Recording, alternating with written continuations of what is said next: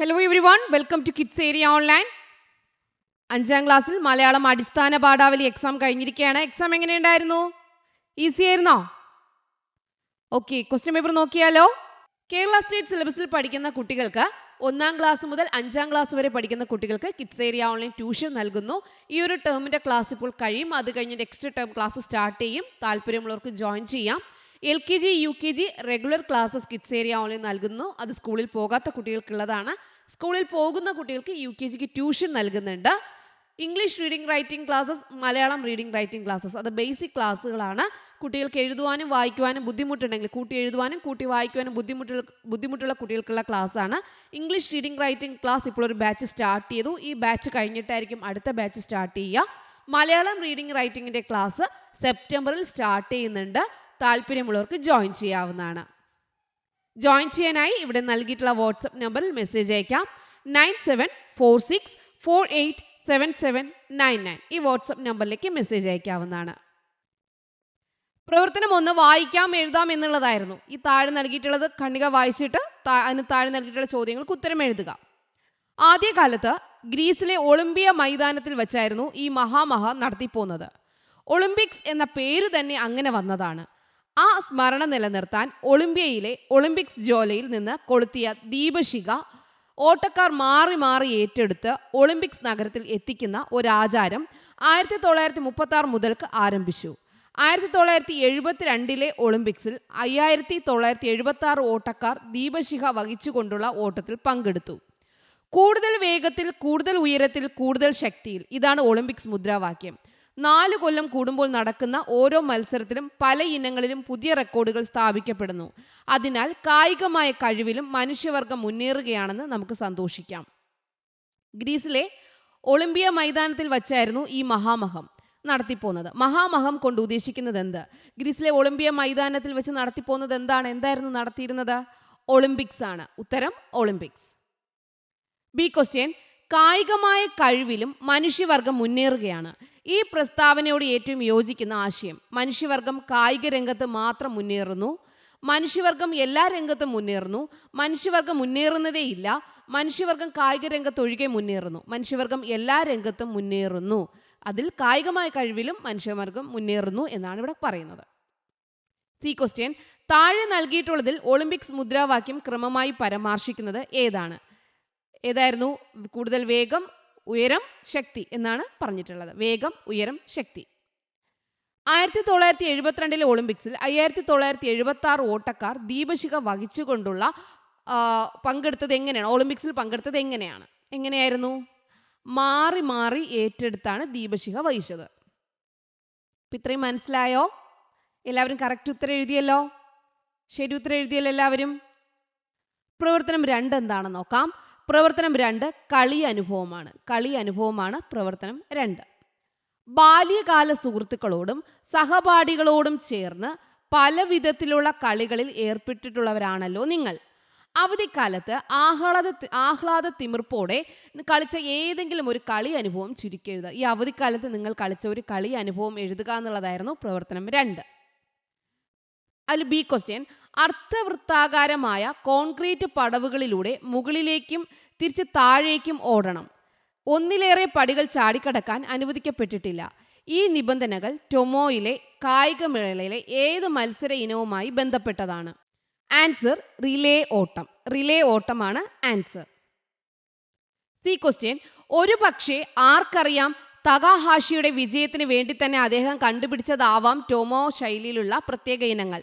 ഇത് ശരിയാണെങ്കിൽ എന്തിനു വേണ്ടിയാകാം മാസ്റ്റർ അങ്ങനെ ചെയ്തത്? മറ്റു കുട്ടികളെ സന്തോഷിപ്പിക്കാൻ, ചിലരെയൊക്കെ തോൽപ്പിക്കാൻ, തകാഹാഷിയുടെ ആത്മവിശ്വാസം കൂട്ടാൻ, ടോട്ടോച്ചാനെ മത്സരിപ്പിക്കാൻ. ഉത്തരം ഏതായിരുന്നു? സി ആയിരുന്നു. തകാഹാഷിയുടെ ആത്മവിശ്വാസം കൂട്ടാൻ. പ്രവർത്തനം 3, അതിൽ 3A വരുന്നത് 2 ക്വസ്റ്റ്യൻ ഉണ്ട്. 3A 3B ഇതിലേതെങ്കിലും എഴുതിയാൽ മതി. 3A വരുന്നത് ഡയറി എഴുതാനാണ്. മുറ്റത്ത് ആട്ടിൻകുട്ടികളോടൊപ്പം ആർത്തുല്ലസിച്ച് ഓടിക്കളിക്കുകയായിരുന്നു ദിയ ഇവിടെ വന്നേ, ഈ പാത്രങ്ങൾ കഴുകി വെക്ക്, അമ്മ വിളിച്ചു. അമ്മയെ സഹായിച്ചിട്ട് വെളിയിൽ വന്ന് അവൾ പേരമരത്തിന്റെ ശിഖരങ്ങളിൽ ചവിട്ടിക്കയറി. ആ കിളിമുട്ടകൾ ആരുടേതാണോ ആവോ? അമ്മ വീണ്ടും വിളിച്ചു. അന്ന് രാത്രി ദിയ എഴുതാനിടയുള്ള ഡയറി സങ്കല്പിച്ചെഴുതുക. അതായിരുന്നു 3A ക്വസ്റ്റ്യൻ. പ്രവർത്തനം 3B കുറിപ്പ് തയ്യാറാക്കുക. കളിയല്ല കളി എന്ന യൂണിറ്റിലെ വിവിധ പാഠങ്ങളിലൂടെ പലവിധ കളികൾ പരിചയപ്പെടുകയും കളിക്കുകയും ചെയ്തിട്ടുണ്ടല്ലോ. ക്ലാസ്സിൽ തയ്യാറാക്കുന്ന കളിപ്പതിപ്പിലേക്ക് ഏതെങ്കിലും ഒരു കളിയുടെ കളി നിയമങ്ങളും കളി രീതികളും ഉൾപ്പെടുത്തി ഒരു കുറിപ്പ് തയ്യാറാക്കുക. നിങ്ങളത് ഓരോ കുട്ടികളും ഓരോ രീതിയിലായിരിക്കും ചെയ്തിട്ടുണ്ടാവുക. ഡയറിയും അതുപോലെ തന്നെയാണ്. ഡയറി നിങ്ങൾ ഓരോ കുട്ടികൾ ഓരോ രീതിയിലായിരിക്കും. അല്ലെങ്കിൽ കുറിപ്പ് തയ്യാറാക്കാനായിരുന്നു. ഇതും നിങ്ങളുടെ ഐഡിയക്ക് അനുസരിച്ചായിരിക്കും നിങ്ങൾ എഴുതിയിട്ടുണ്ടാവുക. പ്രവർത്തനം 4 അതുപോലെ തന്നെയാണ്. 4A 4B ഉണ്ട്. ഏതെങ്കിലും ഒരു ചോദ്യത്തിന് മാത്രം ഉത്തരം എഴുതിയാൽ മതി. 4A വരുന്നത് കഥാരചനയായിരുന്നു. കുട്ടികളോട് കളിക്കുന്ന മൈതാന വക്കീലായി ഒറ്റയ്ക്കിരുന്ന് കരയുന്ന ഒരു കുട്ടി, എങ്ങനെ കളിക്കുവാൻ ആരെന്നെ കൂട്ടുവാൻ. ഈ കൊച്ചുകുട്ടിയെ എന്താവും മറ്റുള്ളവർ ഒപ്പം കളിക്കാൻ കൂട്ടാത്തത്. കുട്ടിയെ കേന്ദ്ര കഥാപാത്രമാക്കി കഥ എഴുതുക. ആ കുട്ടി ചിലപ്പോൾ വീൽ ചെയറിലായിരിക്കാം. നിങ്ങളുടെ ആശയത്തിൽ എന്താണോ എന്നത് അത് വെച്ചിട്ട് എന്തായ കഥ എഴുതുക. ആ കുട്ടി ചിലപ്പോൾ കളിക്കാനാകാത്ത അവസ്ഥയായിരിക്കാം. ഓക്കെ. അല്ലെങ്കിൽ എഴുതേണ്ടത് 4B ആണ്. വായനക്കുറിപ്പാണ്. അവധിക്കാലത്തും വായന പക്ഷാചരണവുമായി ബന്ധപ്പെട്ട് നിങ്ങൾ നിരവധി കഥകളും കവിതകളും ഒക്കെ വായിച്ചിട്ടുണ്ടാവും. നിങ്ങൾക്ക് ഏറ്റവും ഇഷ്ടമായ പുസ്തകത്തെയോ രചനയോ കുറിച്ച് വായനക്കുറിപ്പ് തയ്യാറാക്കുക. നിങ്ങൾ വായിച്ചിട്ടുള്ള ഒരു പുസ്തകത്തെക്കുറിച്ച് അത് ആരാണ് എഴുതിയത്, അതിൽ നിങ്ങൾക്ക് ഇഷ്ടപ്പെട്ടത് എന്താണ്, അങ്ങനെ വായനക്കുറിപ്പ് തയ്യാറാക്കുന്നത് 4B. പ്രവർത്തനം 5ഉം 5A 5B ഉണ്ട്. ഇതിലേതെങ്കിലും ഒന്ന് എഴുതിയാൽ മതി. പ്രവർത്തനം 5 നോട്ടീസ് തയ്യാറാക്കുക. നിങ്ങളുടെ സ്കൂളിൽ നിന്ന് വിദ്യാരംഗം കലാസാഹിത്യ വേദിയുടെ ആഭിമുഖ്യത്തിൽ ഒരു പഠനയാത്ര പോകുന്നു. 2025 ഓഗസ്റ്റ് 25 രാവിലെ 8 മണിക്ക് യാത്ര ആരംഭിക്കുന്നു. ആ പ്രദേശത്തെ സാഹിത്യ പ്രാധാന്യമുള്ള വിവിധ സ്ഥലങ്ങൾ സന്ദർശിക്കുകയാണ്. വിദ്യാരംഗം കൺവീനർ യാത്ര നയിക്കും. രക്ഷിതാക്കളെയും പൊതുജനങ്ങളെയും ഇത് അറിയിക്കാൻ ഒരു നോട്ടീസ് തയ്യാറാക്കാൻ. നോട്ടീസ് തയ്യാറാക്കാൻ നിങ്ങൾ എല്ലാവരും പഠിച്ചിട്ടുണ്ടാവും. ഓക്കെ, എല്ലാവരും എഴുതിയല്ലോ? എഴുതി. പ്രവർത്തനം 6 താരതമ്യക്കുറിപ്പായിരുന്നു. കാട്ടിലെ കളികൾ എന്ന പാഠഭാഗത്ത് കുട്ടികളുടെ വിവിധ കളികൾ നിങ്ങൾ പരിചയപ്പെട്ടല്ലോ. ടോമോയിലെ കായികമേള എന്ന പാഠഭാഗത്തും വ്യത്യസ്തമായ ചില കളികളാണ് കണ്ടത്. രണ്ടിനും 2 ലക്ഷ്യങ്ങളായിരുന്നു എന്ന് തോന്നിയിട്ടുണ്ടോ?